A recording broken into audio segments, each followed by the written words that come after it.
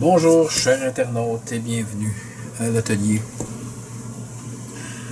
Aujourd'hui, je déballe un compresseur. Donc ça a été acheté dans le courant du mois d'août et ça a traîné dans le fond de l'atelier. Donc je ne vais pas encore ouvert la boîte. Donc je vais en avoir besoin prochainement et je vais tout simplement sortir le truc de sa boîte et on va regarder ensemble de quoi ça a l'air.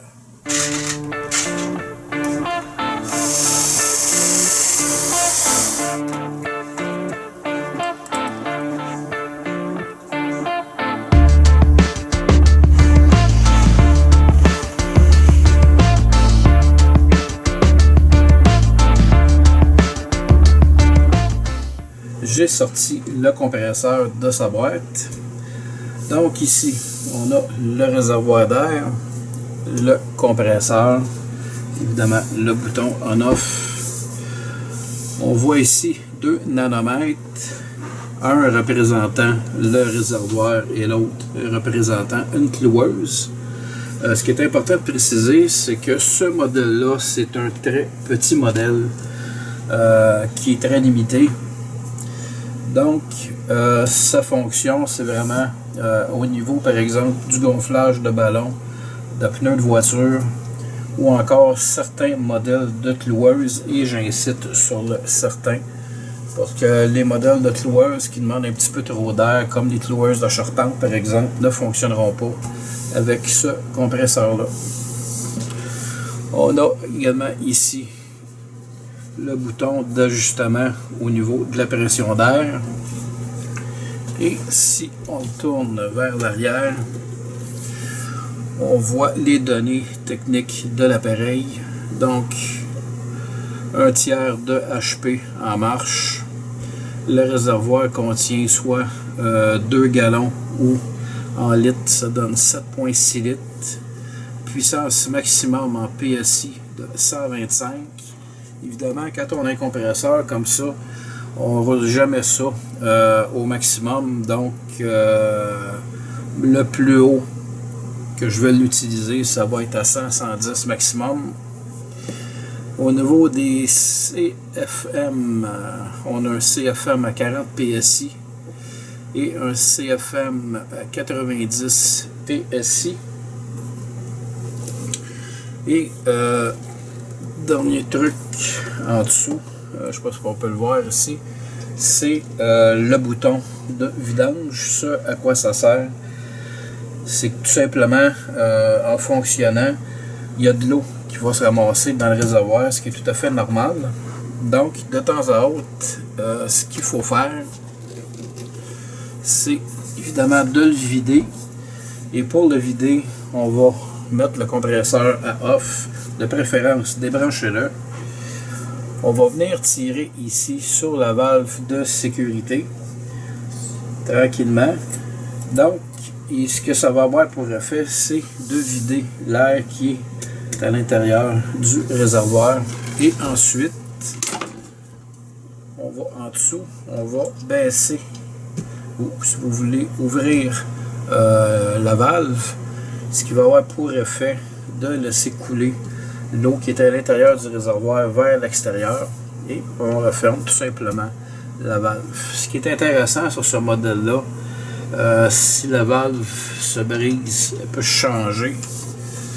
De même que les nanomètres, la valve de sécurité. Et ici, je ne sais pas le nom qu'on donne à cette pièce-là, mais c'est un genre de fitting dans le fond qui permet de venir brancher un autre truc comme ceci par exemple. Donc on branche notre tuyau là-dedans.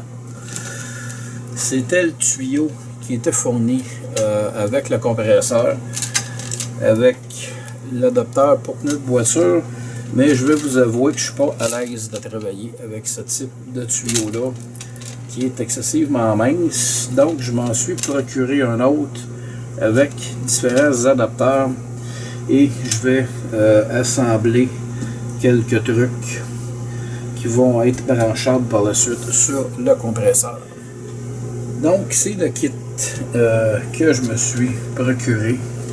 Donc un boyau beaucoup plus résistant, mais avec la mention fabriqué en Chine.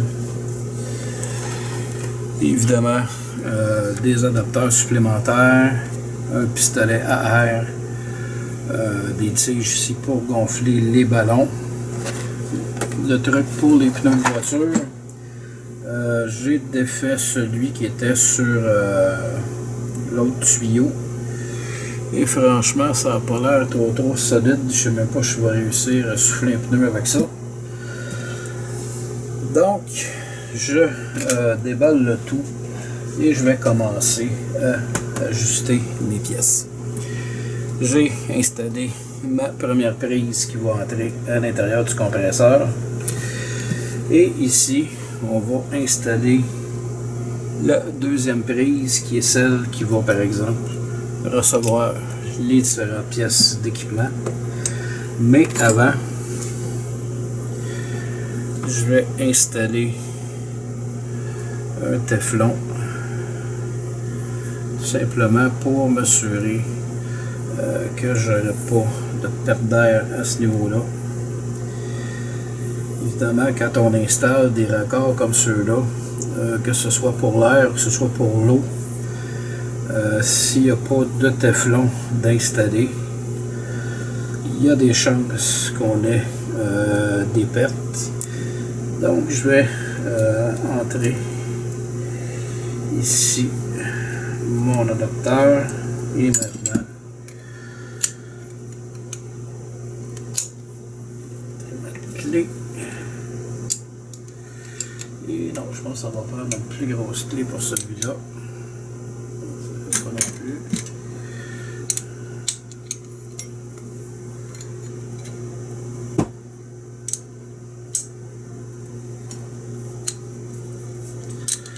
Donc on va serrer le tout adéquatement sans trop forcer non plus.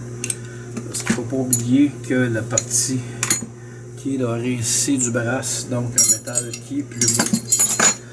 Donc maintenant, on a notre boyau qui va entrer à l'intérieur du compresseur et ici la sortie ajustable avec nos pièces d'équipement. Un petit changement de caméra aujourd'hui et je fais maintenant l'essai du compresseur Mastercraft pour souffler mes pneus d'hiver. Donc je l'ai fait fonctionner tantôt.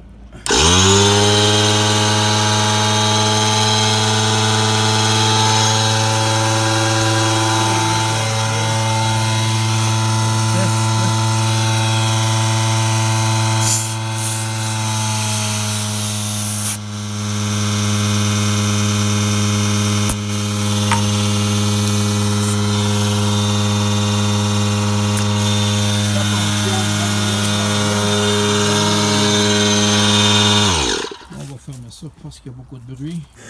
En conclusion, le compresseur 2 litres de Mastercraft fonctionne très bien si on respecte les limites imposées par le fabricant. Donc, je le rappelle, on parle ici gonflage et loisirs. Donc, gonflage, on parle de gonflage de pneus, gonflage de ballons d'enfants.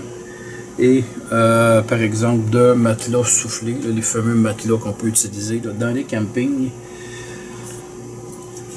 Dans mon cas, j'ai utilisé pour souffler mes pneus un adapteur comme celui-là. J'en avais un deuxième que je n'ai pas utilisé, mais que j'utiliserai sûrement la prochaine fois, question de l'essayer. Et j'ai utilisé le fameux pistolet à air fourni là, dans le kit que j'ai acheté.